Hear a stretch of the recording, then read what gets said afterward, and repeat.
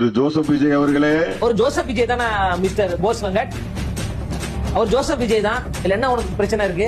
நிச்சயமா உங்களுடைய 20 வயதில் இருந்து 50 வயது வரையில் நீங்கள் செய்த வேலை என்ன? திரையில் சம்பாதித்த பணத்தை மக்களுக்கு பல உதவிகளை செஞ்சிருக்காங்க.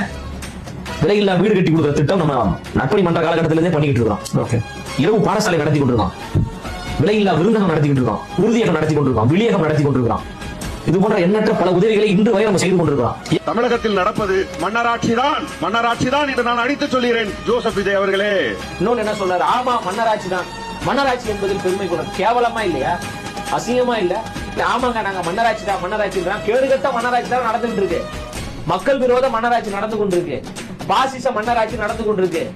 முத்துவேல் கருணாநிதி ஸ்டாலின் தலைமையில் மன்னராட்சி நடந்து கொண்டிருக்கு.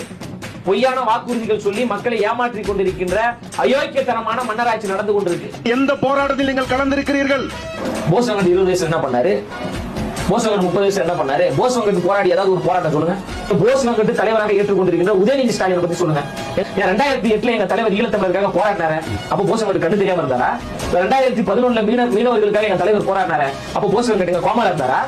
ஜல்லிக்கட்டுக்காக எங்க தலைவர் களத்துல நின்று போராடினாரு. அப்ப போஸ் வெங்கட் எங்க இருந்தாரு? தங்க அனிதாவுடைய வீட்டுக்கு எங்க தலைவர் போனாரு. அப்ப போஸ் வெங்கட் எங்க இருந்தாரு? ஸ்டெர்லைட்ல 13 பேர் இறந்தாங்களே, அவங்களுடைய ஒவ்வொரு வீட்டிற்கும் சென்று பாதிக்கப்பட்ட மக்களை பார்த்து ஒவ்வொரு குடும்பத்திற்கும் 1 லட்சம் ரூபாய் எங்க தலைவர் கொடுத்தாரு. போஸ் வெங்கட் போனாரா? எங்களை பத்தி பேசுறது எந்த அருகதை இருக்குது போஸ் வெங்கட் அவர்களுக்கு?